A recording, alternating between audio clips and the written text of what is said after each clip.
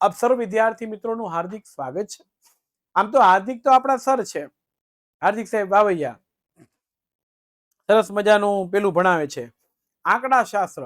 11-12 કોમર્સની અંદર સ્ટેટિસ્ટિક આંકડા શાસ્ત્ર વિષય છે એ ભણાવે છે અને બહુ સરસ રીતે બાળકોને દાખલા શીખવે છે. હવે એમની પણ મુલાકાત તમને થશે 2 વર્ષ પછી. ક્યારેક જો ફ્રી હોય ને આપણી પાસે આવે તો આપણે એનો લાભ લઈશું. બરોબર છે? હા.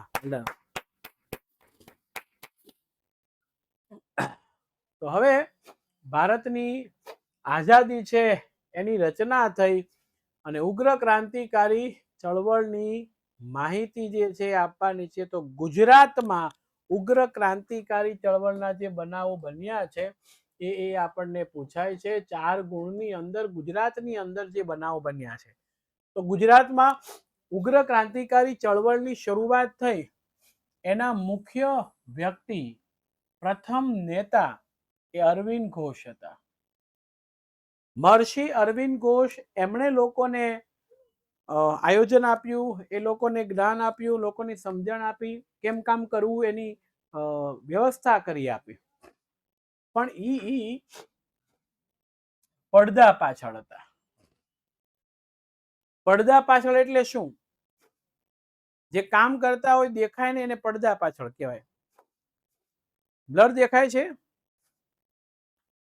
ક્વોલિટી ચેન્જ કરી નાખો જલ્દી જલ્દી. બરોબર છે. પડદા પાછળ એટલે કોઈ પડદાની પાછળ સંતાઈ જવું એવું નથી. ઓકે, તો પડદા પાછળ કોને કહેવાય એની કેટલીક વાત હું તમારી સાથે કરીશ.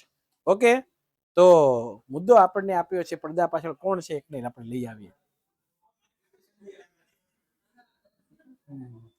તો પડદા પાછળ આપણી સાથે એક જ મિનિટ સાહેબ આવશે.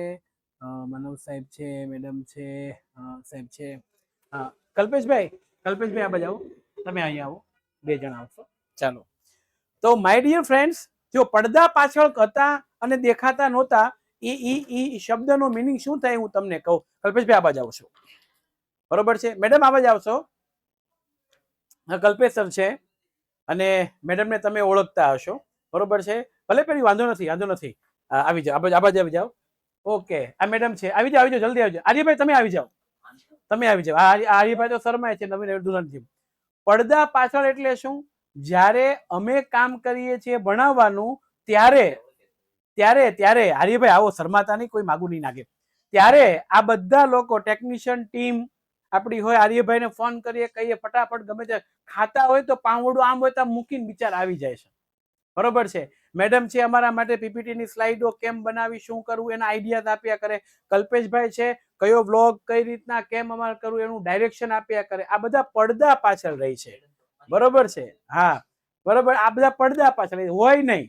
હવે ખબર પડે. તો એ જ રીતના મહર્ષિ અરવિંદ ઘોષ ક્યાં હતા? પડદા પાછળ હતા. દેખાતા નહોતા, પણ બધું જ આયોજન, બધું જ કાર્ય છે એમના થકી થતું હતું.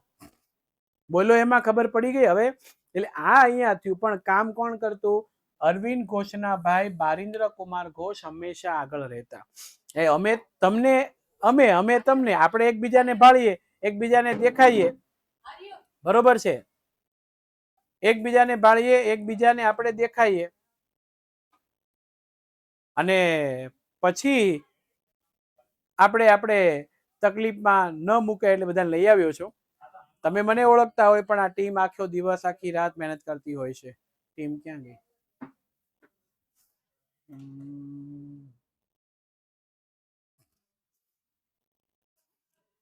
મારામાં જ કેમ આવું થાય છે? ગયું આવું ઘણી વાત થાય. તમે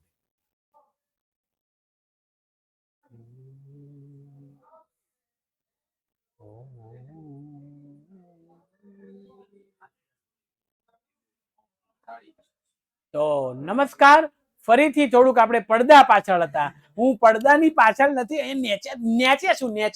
નેચે બેસી ગઈ હતી. આ પેલું ઇશ્યુ હતો એટલે આ બધી ટીમ છે, ટેકનિશિયન ટીમ હોય, કોલિંગ ડિપાર્ટમેન્ટ હોય, ટાઈપિસ્ટ હોય, પીપીટી અમે બનાવતા હોય, તો અમારા સલાહ સૂચનકાર હોય, આ બધા પડદા પાછળ લઈને કોમ કરે છે. એટલે ડબલ વોઇસ આવે છે. હું બોલું છું એકનો એક આવે છે, બીજા બોલે ઈ આવે છે. ઈ પેલા કયો? ના નથી આવતો લ્યા, હવે નથી આવતો ને. ઓકે વન જ છે. એટલે બારિન્દ્ર કુમાર ગુજરાત આવ્યા અને દક્ષિણ ભાગમાં ખૂંદી ખૂંદી વળ્યા એટલે શું ખબર? દક્ષિણ ગુજરાતનો એને પ્રવાસ કર્યો અને જોયું યુવાનો અને વ્યક્તિઓ બીજા છે એને કઈ રીતે આપણે આંદોલનમાં જોડી શકીએ. અહીંયા તેમને છોટુભાઈ, અબુભાઈ પુરાણી જેવા નેતા મળ્યા. નર્મદા કાંઠે સાકરિયા સ્વામી મળ્યા. આ સાકરિયા સ્વામી 1857ના સંગ્રામમાં ઝાંસીની રાણી સાથે હતા અને કામ કરતા હતા. બરોબર છે. ડબલ અવાજ આવે છે, ડબલ ડબલ, એક કા ડબલ કહેતે હૈ. ડબલ અવાજ આવે છે. આર્યભાઈ ડબલ અવાજ આવે છે. હા ડબલ અવાજ આવે છે, ડબલ અવાજ આવી ગયા છે. આર્યભાઈ પણ આવી ગયા છે પાછા ડબલ અવાજ ને એક અવાજ કરવા માટે. બરોબર છે. બારિન્દ્ર કુમારે વડોદરા ચરોતરના બધા પ્રદેશની અંદર, ખાસ કરીને અમદાવાદ, મેહોણા, એમ દરેક જગ્યાએ મધ્યમ વર્ગના જે વ્યક્તિઓ છે,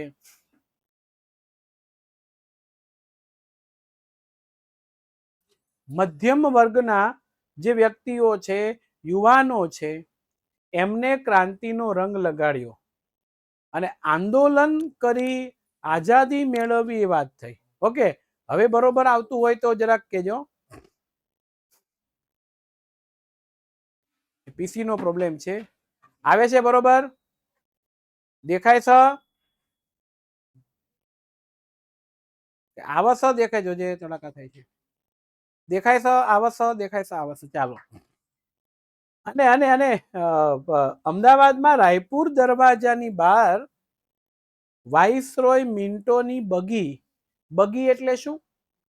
ઘોડાની સાથે જોડેલું પૈડા વાળું વાહન.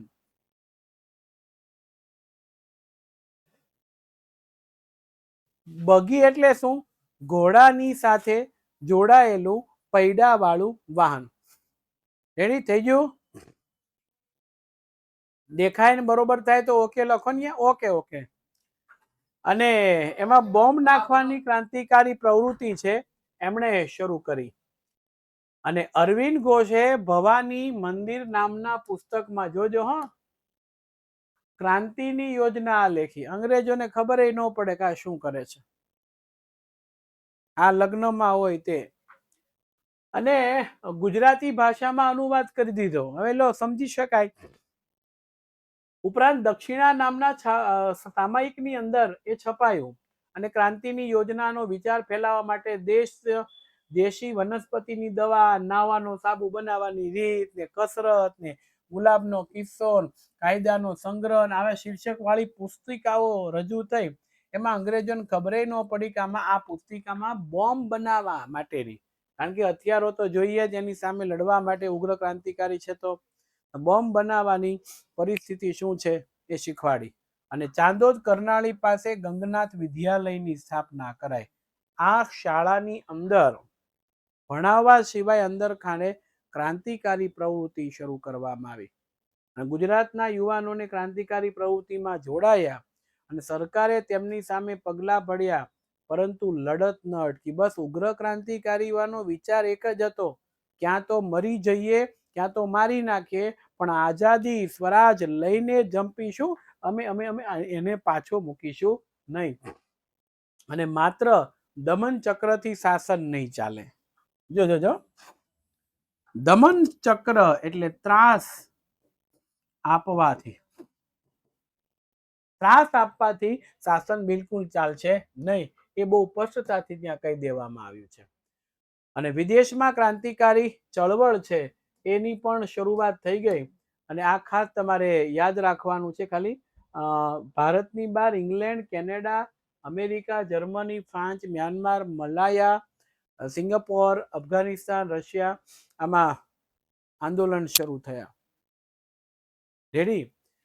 અને એમાં શ્યામજી કૃષ્ણ વલવા, મદનલાલ ધીંગરા, વીર સાવરકર, લાલા હરદયાળ, ઉધમસિંહ, રાજા મહેન્દ્ર પ્રતાપ, મેડમ ભીખાઈજી કામા, સરદારસિંહ રાણા, મૌલાના અબ્દુલ્લા, મૌલાના બશીર, ચંપક રમણ પિલ્લાઈ, ડોક્ટર મથુરસિંહ, ખુદાબક્ષ જેવા ક્રાંતિકારી સંકળાયા. વિદેશની ધરતી ઉપર જ્યાં જ્યાં ભારતીય રહે છે ત્યાં જઈને એ લોકોની જાગૃત કરવામાં આવ્યા. જાગૃત કરીને ભારત કેવા હાલતમાં છે બતાવવામાં આવ્યા. એ હાલતમાંથી બહાર કાઢવા માટે તમે મદદ કઈ રીતે કરી શકો એ થયું. વીર સાવરકરનો તસવીર આપણી સામે છે. અને વિદેશમાં ઉગ્ર ક્રાંતિકારીની સમજૂતી આપણને આપવાની છે પરીક્ષાની અંદર. 4 ગુણની અંદર વિદેશની ઉગ્ર ક્રાંતિકારી ચળવળ છે એ આપણને પૂછાય છે. એમાં ક્રાંતિકારીઓની સૌથી પહેલા ટીકા કરનાર એટલે ખરાબ બોલનાર અંગ્રેજ અધિકારી વિલિયમ વાયલીની મદનલાલ ઢીંગરાએ હત્યા કરી નાખી, મારી નાખ્યો. ક્રાંતિકારી વિશે ગમે એમ બોલ્યો છે, હવે જો ભાઈ ખેર નથી કે.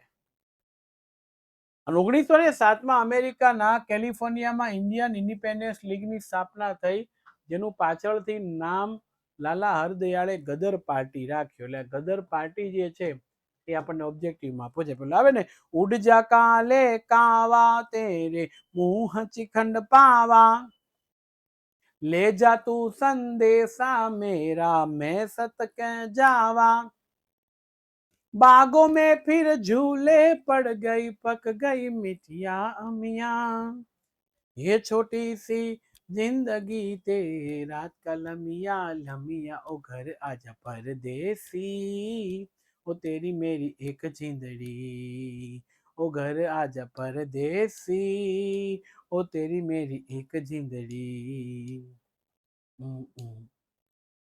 ओ घर आजा परदेसी ओ तेरी मेरी એક જીંદડી. રેડી? આ એ નથી એટલે જરા ગાયું છે, ખાસ જરા ધ્યાન રાખજો. આ કંઈક બીજું છે, આ નથી એટલે ખાસ ધ્યાન રાખો.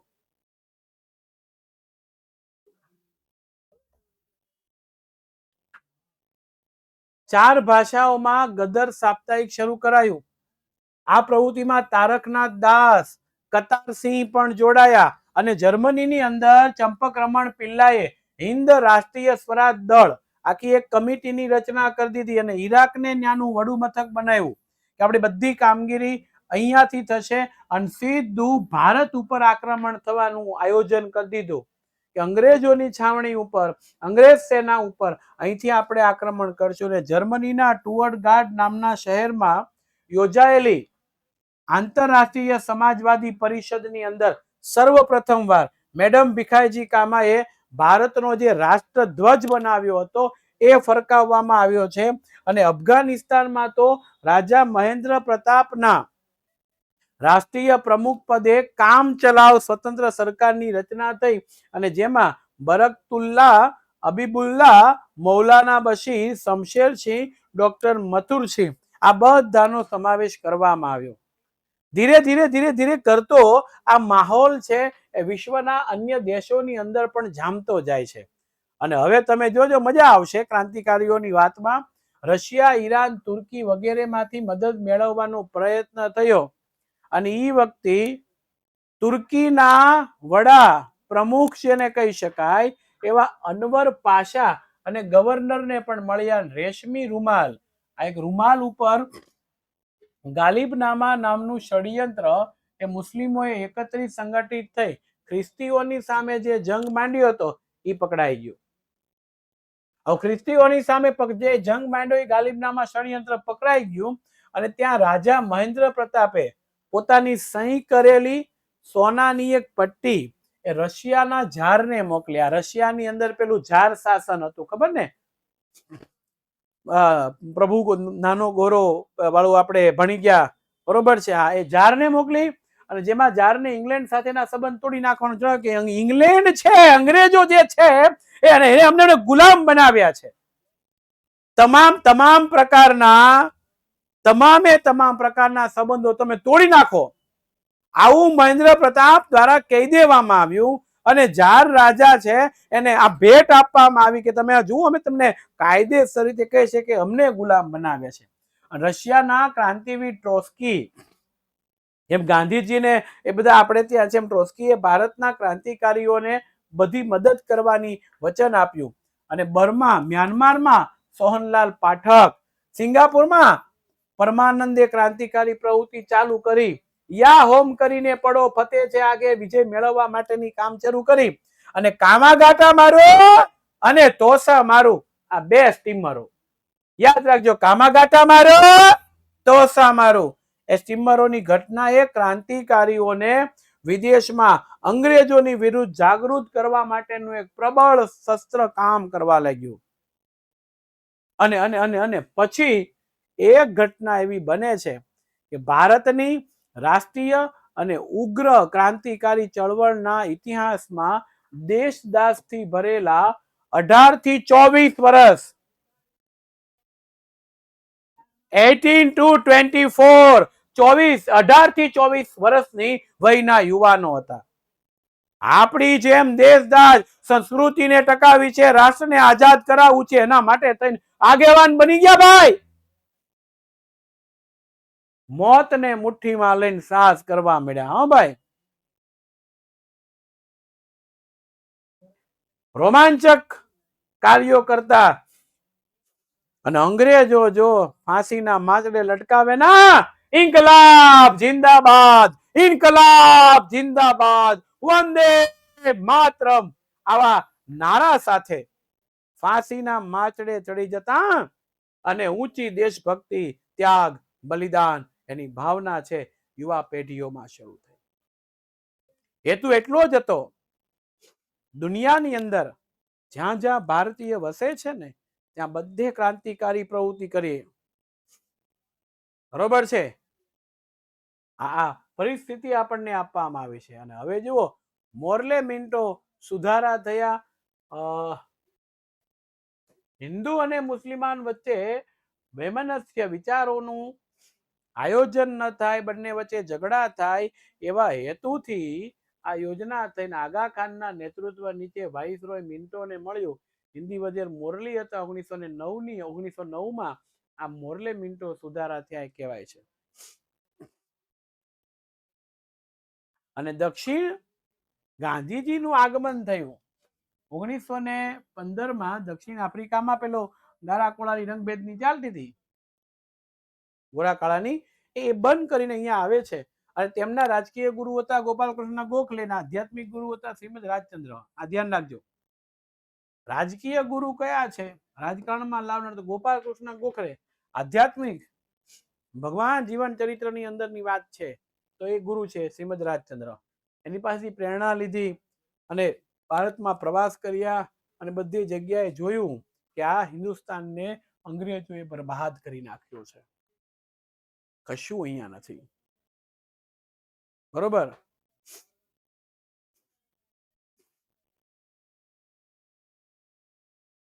એપ્લિકેશનમાં ક્વોલિટી ચેન્જ કરો એટલે થઈ જશે. બરોબર છે? હા, એપ્લિકેશનમાં ક્વોલિટી ચેન્જ કરો. આ આવી ગયું. Rowlatt act most IMP.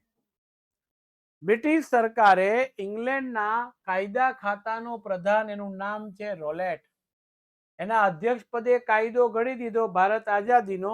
અને 1919 ની અંદર એ કાયદો ઘડાયો.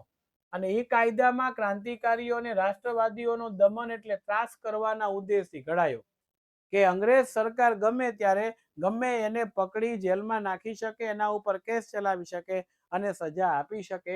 એટલે વ્યક્તિએ ક્યાંય વિરોધ નહીં કરવાનો, તમારી સ્વતંત્રતા છીનવાઈ ગઈ, વાણી તમે વાપરી ન શકો, એ વાણીનો કાયદો તમે વિરોધ જ ન કરી શકો.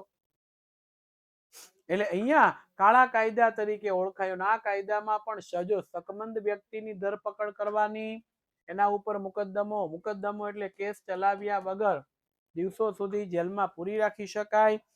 અને ગાંધીજીએ આને કાળો કાયદો કીધો કે આવો કાયદો ન હોય. મોતીલાલ નહેરુએ તો દલીલ, અપીલ અને વકીલાત એનો અધિકાર લઈ લીધો. અંગ્રેજો એવું કીધું તમે દલીલ રજૂઆત ન કરી શકો, અપીલ ન કરી શકો, વિરોધ ન કરી શકાય, ન્યાય માટે આગળ ના આવી શકો. અને આ કાયદાની બ્રિટિશ સરકારના વિરોધીઓનું દમન કરવાની વિશાળ સત્તા મળી ગઈ. આ કાયદો અમલમાં લાવ્યા એ ભારતના લોકો ઉપર અંગ્રેજ સરકાર ગમે એવી સત્તા ભોગવી શકે, ગમે તે કાયદો મૂકી શકે, ગમે એને પકડી શકે. અને તેના નેતાઓ અને પ્રજાનો વિરોધ કર્યો. સભાઓ થઈ, સરઘસો, દેખાવો અને હડતાલો થઈ. આના વિરોધનું આયોજન થયું. ગાંધીજીએ દિલ્હીમાં સરકારની ધરપકડ, જો ગાંધીજીની દિલ્હીમાં સરકારે ધરપકડ કરી. પંજાબમાં ડોક્ટર સત્યપાલને કિતલુની ધરપકડ થઈ એટલે આંદોલન ઉગ્ર થયું. એનો દોર શરૂ થયો કે નેતાઓ જે આગેવાનો છે એમને પકડી લેવામાં આવે છે એની ઘટના થાય છે. અને હવે જલિયાવાલા બાગનો હત્યાકાંડ 23 એપ્રિલ 1919 ની અંદર જલિયાવાલા બાગનો હત્યાકાંડ છે. કેવો જોરદાર હે! આખું આખું આખું આખું ઘટના તો તમે જુઓ જલિયાવાલા બાગની યાર. 4 ગુણની અંદર આપણને પૂછાય. પંજાબમાં પોતાના લોકપ્રિય નેતા સત્યપાલને ડોક્ટર કિચલુની ધરપકડ થઈ એટલે વિરોધમાં વૈશાખીના તહેવારના દિવસે પંજાબના અમૃતસરની અંદર જલિયાવાલા બાગમાં એક સભાનું આયોજન થયું અને એમાં આવવા જવાનો એક જ રસ્તો હતો ને ત્યાં હજારોની માનવ મેદની બનેલી ભાઈ. અને હજારોની માનવ મેદનીને મારી નાખવા માટે થઈ અને લશ્કરને લઈને જનરલ ડાયર નામનો જે અધિકારી છે ને એ આવે છે અને કોઈ જાતની ચેતવણી આપ્યા વગર આડે ધડ ગમે એમ ગોળીઓનો વરસાદ કરી દીધો. અને એ ગોળીબારની અંદર એમ કેવાય અનેક લોકો છે ઘાયલ થયા, હજારો લોકો છે એમનું મૃત્યુ થયું. અને સરકારે તો ખાલી એટલું જ કીધું 379 લોકો જ માર્યા ગયા છે અને 1200 ઘવાયા છે.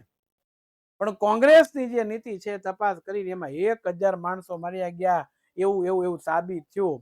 અને જનરલ ડાયર છે ને એના વિરોધ કેસ થયો તો તપાસ કરનાર હન્ટર કમિશન એટલે કમિટી બનાવી છે અને પછી જે જનરલ ડાયરનો બચાવ કર્યો એને કીધું કે અજાણતા થયેલી આ ભૂલ છે, એને જાણી જોઈને આવું કર્યું નથી.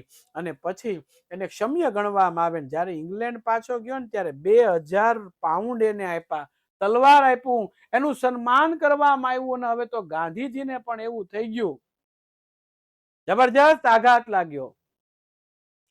એકદમ ખોટું થાય છે આ. કેટલા લોકોનું મૃત્યુ થયું, કેટલા લોકો હેરાન થયા અને પછી આ જલિયાવાલા બાગની અંદર આ સ્મારક બનાવવામાં આવ્યું. અને અસહકારનું આંદોલન એટલે અહીંયાથી આ શરૂ થઈ ગયું. આ હત્યાકાંડ થયો ને એટલે હવે ગાંધીજીને થોડો ઘણો વિશ્વાસ હતો એ વહી ગયો.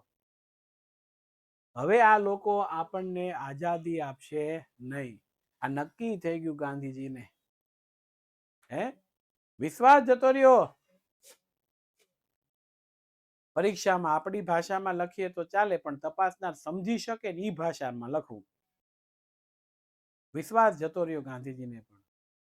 હે માનવ વિશ્વાસ કરીને સમય બની સમજાવું છું, આ દુનિયામાં ઈચ્છાથી અવતાર ધરીને આવું છું. હે માનવ વિશ્વાસ કરી લે, ઓળખનારા ક્યાં છે જગતમાં, દંભી જીવ દુભાવું છું. માફ કરો એ શબ્દ સાંભળી, માફ કરો એ શબ્દ સાંભળી, વાર વાર પછતાવું છું. હે માનવ વિશ્વાસ કરી રે. આ મુદ્દો આપણને આપ્યો છે આ પુસ્તકને લગતું. અને હવે ખિલાફત આંદોલન શરૂ થાય છે. મિત્રો, પ્રથમ વિશ્વયુદ્ધ દરમિયાન તુર્કી જર્મનીના પક્ષે લડેલું, તેથી ઇંગ્લેન્ડનો વિજય પછી તેની સાથે સંધિ કરવામાં આવી. કોની સાથે? તુર્કી સાથે. શરત અત્યંત કડક અને અન્યાય હતી ને તુર્કીનો સુલતાન એ વખતે ઇસ્લામ ધર્મનો ખલીફા એટલે ધર્મનો વડા હતા, આગેવાન હતા.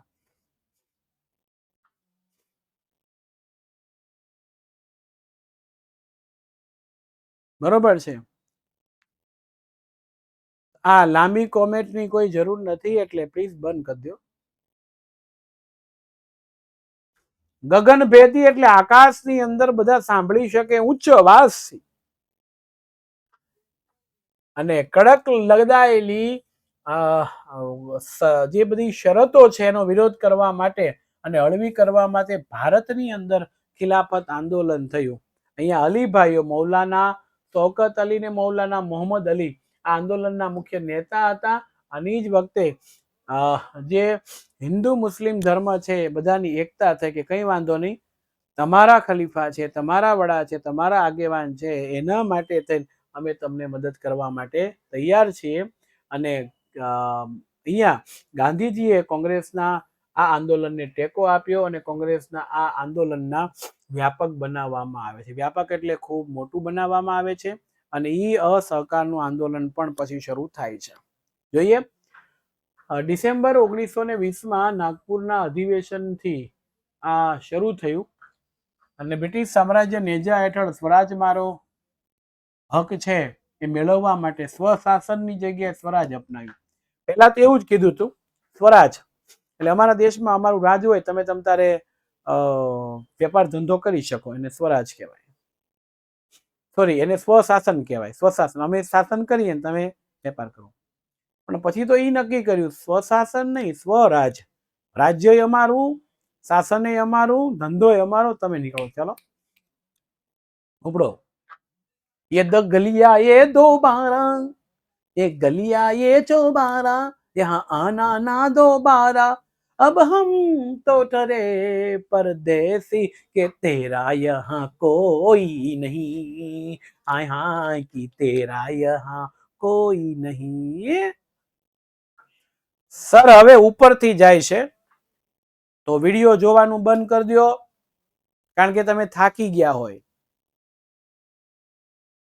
તમારા પેરેન્ટ્સ આ જેને ઉપરથી જાય છે હું જવાબ આપું, તમારા પેરેન્ટ્સ સવારમાં બનાવેલું બપોરે ટિફિન ડબ્બા ખાઈને સાંજે પાછા આવે, આખો દિવસ ક્યારે એને કામ કરવાની આળસ નથી ચડીને કામ કરવાનું ઉપરથી જાય છે એવું ક્યારેય ફરિયાદ નથી કર્યું.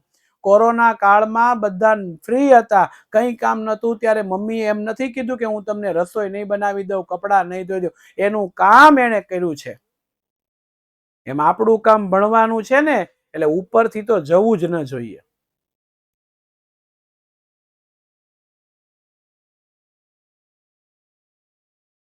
જ્યારે તમારા પેરેન્ટ્સ તમારી જવાબદારી ઉઠાવવામાંથી છટકી જાય એમ કે ભાઈ હવે તમે તમારું કરો, હું તમને મદદ નહીં કરું, ત્યારે તમને આળસ થવી જોઈએ, ત્યાં સુધી નહીં. સાહેબ કેવી પરિસ્થિતિ હોય, કામ કર્યા વગર નહીં, બીમાર હોય તો મમ્મી બધું કામ કરે, એમ ન કે આજે તમને કપડાં નહીં ધોઈ દો, આજે રસોઈ નહીં થાય, ભૂખ્યા ભૂખ્યા જતા રહો, કોઈ પરિસ્થિતિમાં ના કહી. અને એ કોરોના કાળમાં આવક નહોતી ત્યારે પપ્પા ગમે ત્યાંથી નાણું ભેગું કરી અને તમારું ગુજરાન ચલાવતા.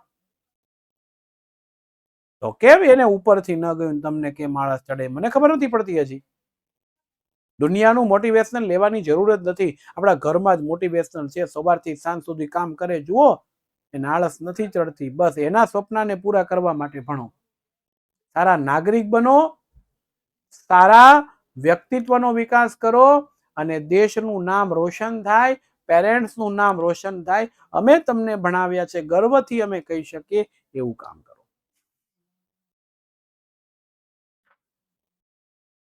એટલે મુદ્દો અહીંયા છે, સ્વશાસનને બદલે સ્વરાજની શરૂઆત અહીંયા કરવામાં આવી છે. રચનાત્મક, રચનાત્મક એટલે હકારાત્મક પાસામાં શું આવ્યું? અસહકારના આંદોલનમાં હિન્દુ મુસ્લિમ ધર્મના લોકો એક થઈ ગયા, સ્વદેશી ચીજ વસ્તુનો આગ્રહ લોકો રાખવા મળ્યા, ઘરે ઘરે રેટિયા કાતીને કાપડ બનાવવા મળ્યું. તિલક સ્વરાજ ફંડમાં, જો ભાઈ ફંડ હું કામ જોઈએ ખબર? ફંડ એટલે ફાળો, પૈસા હું કામ જોઈએ? આંદોલન કરવા માટે જે કોઈ ખર્ચ થાય એ ખર્ચ કોઈ એક વ્યક્તિ ન આપી શકે, એટલે યથાયોક્તિ બધા ફાળો આપવા મળ્યા. બરોબર છે? એટલે અહીંયા મુદ્દો આપણને આપવામાં આવ્યો છે. થયા અસ્પૃશ્યતા નિવારણ થઈ, દારૂબંધી, આ બધું બંધ થયું, રાષ્ટ્રીય શિક્ષણ છે એની શરૂઆત છે અહીંયા થઈ. અને ખંડનાત્મક પાસું એટલે શું? આ માત્ર યાદ જ રાખવાનું છે, બીજું કઈ નથી. એક થોડુંક ખરાબ પાસું કે બીજી તરફ સરકારી નોકરી, ધારાસભા, સરકારી શાળા કોલેજનો લોકોએ ત્યાગ કરી દીધો. સરકારી અદાલત, સ્થાનિક સ્વરાજ્યની સંસ્થામાં નિમાયેલા સભ્યોએ રાજીનામા આપ્યા. જો સરકાર ન ચાલે એમાં. વિદેશી કાપડ અને માલનો બહિષ્કાર, સરકારી સમારોહ અને ઇલકાબો. ઇલકાબો એટલે ખિતાબો, ખિતાબો એટલે એવોર્ડ સરકાર તરફથી મળ્યા હોય એનો લોકોએ ત્યાગ કર્યો કે અમને આ જોતું નથી, લઈ જાઓ, દેશમાં તો કંઈ છે નહીં ને આ બધી પરિસ્થિતિ થાય. અને આ અસહકારના આંદોલન છે એની કામગીરી છે એ આપણે ત્યાં આખી થાય છે અને 4 ગુણની અંદર આપણને મળે જોઈએ. આંદોલનની શરૂઆતમાં મહાત્મા ગાંધીએ કેસરે હિન્દ અને રવિન્દ્રનાથ ઠાકોરે નાઇટહુડ સન્માન વગેરેનો ત્યાગ કર્યો. અંગ્રેજોએ જે એવોર્ડ આપ્યા તે આપી દીધા, લઈ જાઓ, નથી જોતા.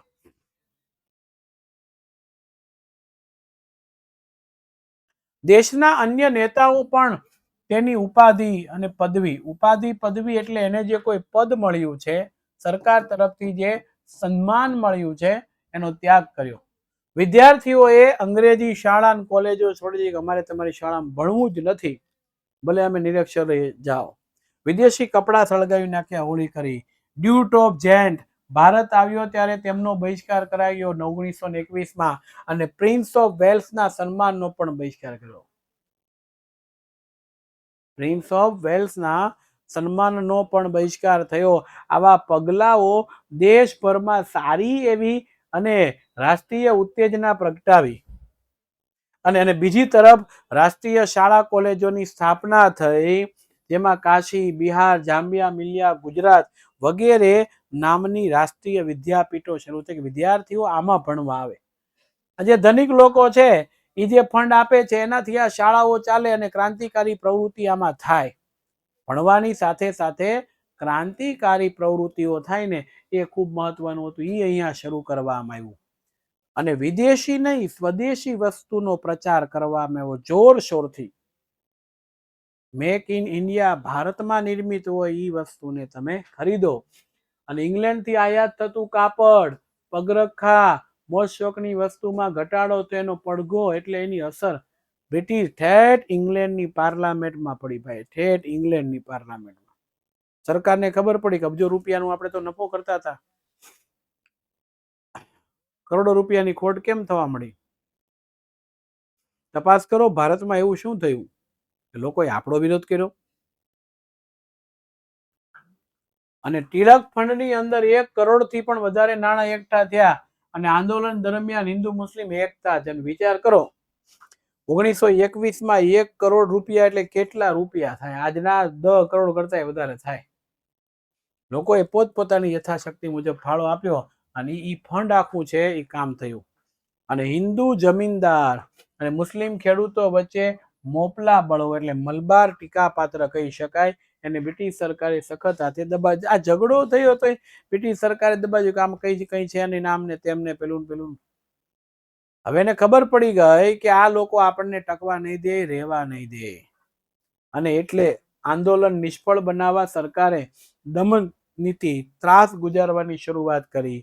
બેફામ લાઠીમાર થયો, આડેધડ ગોળીબાર થઈ, સામુદાયિક ધરપકડ થઈ. આખા ગ્રુપ, આખું યુનિયન હોય, યુનિટી બનાવતા હોય એ ટોળાની ધરપકડ કરી લીધી. અને હિન્દુ મુસ્લિમ એકતાને તોડવાના નિષ્ફળ પ્રયત્ન સરકારે કર્યા. હિન્દુ મુસ્લિમ એકતા તૂટે એ માટેનો પ્રયત્ન એમના તરફથી થયો. અને ચોરાચોરી બનાવ, ગાંધીજીને તો અહિંસક આંદોલન જ કરવું હતું. લાઠીમાર એટલે લાકડી મારવાની, ડંડા મારવાની. આ પોલીસ મોર બોલે પંખુડી તારી શેરીઓમાં મારા મોર બોલે, લાકડી મારવાની સજા છે ફટકારવામાં આવતી. ઉત્તર પ્રદેશના ગોરખપુર જિલ્લામાં આવેલા ચોરાચોરી ગામે 5 ફેબ્રુઆરી 1922માં સરઘસ નીકળ્યું. આંદોલન માટે રેલી નીકળી અને લોકો ઉપર એ વખતે અંગ્રેજ સરકારના કહેવાથી ગોળીબાર થઈ. પોલીસે કેટલી ગોળી, ચોરાચોરી જગ્યાનું નામ છે ગામ, પોલીસની ગોળીઓ ખૂટી ગઈ ત્યાં સુધી તેઓ ગોળીબાર કરતા રહ્યા. ગોળી ખૂટી ગઈ એટલે પોલીસ ચોકીમાં ભરાઈ ગયા. ટોળું તો ઉચકેરાઈ ગયું, ઘણા બધા લોકો મરી ગયા, નીજા થઈ. અને પોલીસ ચોકીને ચારે બાજુ ઘેર લીધી. જેટલા પોલીસ વાળા હતા એ બધાને જીવતા હળગાવી દીધા. જેમાં 21 પોલીસ મૃત્યુ પામ્યા. હિંસક બનાવ સમાચાર ગાંધીજીને મળ્યા એટલે ગાંધીજી નિરાશ થયા અને એને કીધું મારે અહિંસક આંદોલન કરે. અહિંસાનું મૂલ્ય જે નથી સમજતા એ લોકોના હાથમાં મેં સત્યાગ્રહનું શસ્ત્ર મૂકીને મોટી હિમાલય જેવડી એટલે બહુ મોટી ભૂલ કરી એમ કહીને અસહકારનું આંદોલન પાછું ખેંચી લેવાનું ચાલે કરે. હવે કોઈ આંદોલન જ નહીં. આવું કર્યું શા માટે? એ તો આ પરિસ્થિતિ ઉપરથી પસાર થયા અને પછી અસહકારનું આંદોલનની અસરો કઈ થઈ છે તે અહીંયા આપણને જાણ થઈ કે સફળતા મળી નહીં, પરંતુ તેનું નકારાત્મક ને રચનાત્મક કાર્યક્રમોએ નવા નવા અધિકારો પ્રત્યે લોકોને સભાન કર્યા કે તમારો અધિકાર છે તમે મેળવો. અને સરકાર તરફ એક વિરોધી વાતાવરણનું સર્જન થયું. લોકો સરકારના વિરોધમાં થઈ ગયા અને લોકોમાં અન્યાય વિરોધ સંઘર્ષની ભાવના વધી, રાજકીય જાગૃતતા આવી. સ્વરાજ માટે એમની જે શ્રદ્ધા અડગ રહી ગઈ. સ્વરાજ, સ્વશાસન નહીં, સ્વરાજ આપણે મેળવવું છે તો એ મેળવી શકાય તે લોકોમાંથી લાઠી એટલે માર ખાવો, દંડ એટલે રોકડા પૈસા, જેલમાં પૂરવાનો ભય દૂર થઈ ગયો. હવે કોઈ ડર જ નથી.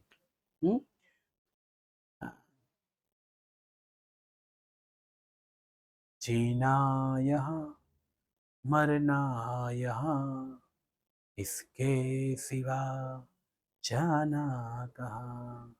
जीना यहाँ मरना यहाँ इसके सिवा जाना कहाँ.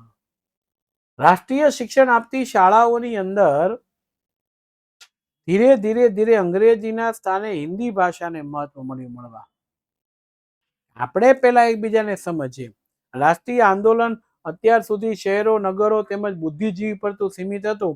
એ હવે ગામડે ગામડે સામાન્ય જનતા સુધી પહોંચવામાં આવ્યું છે. સામાન્ય જનતા અને એમાં સ્વરાજ પક્ષની સ્થાપના થઈ છે. મોસ્ટ આઈએમપી પ્રશ્ન છે. એક્ઝામ રૂમમાં જાઓ અને પ્રકરણ 4 હોય તો કરતો જવાનું. ઘટના શું હતી? ગાંધીજીએ આંદોલનને બંધ કરી દીધું એટલે ઉગ્રવાદી વિચારસરણી ધરાવતા લોકોએ વિચારણા કરી. એમાં ચિત્તરંજન દાસ મુનશી અને મોતીલાલ નહેરુ એને સ્વરાજ પક્ષની સ્થાપના કરી કે કોંગ્રેસ પક્ષ સરકારને આજીજી કરે, દલીલો કરે, આંદોલનમાં કઈ ભાગ લે નહીં, આઝાદી મળે નહીં, ચાલો આપણે કઈ કરીએ. તેમનો હેતુ એવો હતો કે આપણે પક્ષ બનાવીએ, ચૂંટણીમાં જીતીએ, ધારાસભામાં પ્રવેશ કરીએ, સરકાર જ્યાં અયોગ્ય નીતિ ઘડે છે એનો વિરોધ કરીએ. વિરોધ પક્ષ બનાવવો મજબૂત પડે એમ હતો. એટલે સ્વરાજ પક્ષના સ્થાપકો ગાંધીજીના અસ્પૃશ્યતા નિવારણ, હિન્દી મુસ્લિમ એકતા, રેટિયા ઘૂમતા કરવા, નશાબંધી વગેરે રચનાત્મક કાર્યક્રમોનો સ્વીકાર કર્યો. પરંતુ નવેમ્બર 1923 યોજાયેલી ધારાસભાની ચૂંટણીમાં નવો પક્ષ છે, આમ આદમી પાર્ટી પક્ષ આવ્યો ને ગુજરાતમાં ગયા વર્ષે, એ રીતે સ્વરાજ પક્ષ ચૂકાવ્યું અને કેન્દ્રીય ધારાસભા અને કેટલાક પ્રાંતની ધારાસભામાં સ્વરાજ પક્ષના ઉમેદવારો ચૂંટાઈ આવ્યા. બહુમતી મળી ભાઈ. બંગાળા એક પ્રાંત એવો હતો જેમાં એ લોકોને બહુમતી ન મળી, છતાં એક મોટો અને મજબૂત પક્ષ તરીકે સ્વરાજ પક્ષ આવી ગયો અને કેન્દ્રીય ધારાસભામાં પક્ષના નેતા તરીકે મોતીલાલ નહેરુ અને સાથે સાથે બંગાળા પ્રાંતના નેતા તરીકે ચિત્તરંજન દાસની વર્ણન થઈ કે ચિત્તરંજન દાસને કામ સોંપવામાં આવ્યું. અહીંયા આપણી હાર થઈ છે તો કેમ થઈ છે, તો એનું કંઈક નિરાકરણ લાવો, લોકોને સમજાવો. અને સ્વરાજ પક્ષે સરકારે જે અંદાજપત્રો આપ્યા હોય તે ખરડા એટલે કાયદો બનાવવાની દરખાસ્તો મૂકી હોય તે એની નામંજૂરી કરી. અન્યાય કાયદા હતા, ગેરરીતિ હતો, એનો પૂરજોશમાં વિરોધ કર્યો અને સરકારને પ્રજાના પ્રશ્નો ઉપર ધ્યાન આપવું પડશે એ ફરજ પાડી. અને સ્વરાજ પક્ષની કામગીરીને કારણે જ સરકારમાં સાયમન કમિશન 2 વર્ષ વહેલું નીમવું પડ્યું. અંગ્રેજ સરકારને ખબર પડી કે તો સ્વરાજ પક્ષ શિસ્તબદ્ધ રીતે કોઈ પણ પ્રકારે સંસદીય પ્રણાલીને તોડવાનું કામ કરે છે, આ લોકોને દૂર કરવું પડશે, કઈ નવું લઈ આવવું પડશે. નવા કાયદાની શરૂઆત થઈ. લોકશાહી પદ્ધતિ બંધારણની રીતે ચલાવવાની ક્ષમતા ભારતના લોકોમાં છે ને સ્વરાજ પક્ષે સાબિત કરી દીધું છે. અને શિક્ષિત વર્ગ, ભણેલા લોકો હતા એ સ્વરાજ પક્ષ તરફ આકર્ષાયા. લોકોમાં પણ રાષ્ટ્રીય જાગૃતિનો પુનઃ સંચાર થયો. સ્વરાજ પ્રાપ્તિથી વધુ નજીક લાવવામાં આવ્યા અને સઘળી બાબતમાં મહત્વ એમનું આપવામાં આવ્યું. પણ એ વખતે એક દુર્ઘટના બની. જૂન 1925 ચિત્તરંજન દાસનું અવસાન થયું. માય ડિયર ફ્રેન્ડ્સ, ઉભરી આવેલો એક પક્ષ, એના મુખ્ય નેતા, એમનું અવસાન થાય છે અને સ્વરાજ પક્ષ નબળો પડ્યો.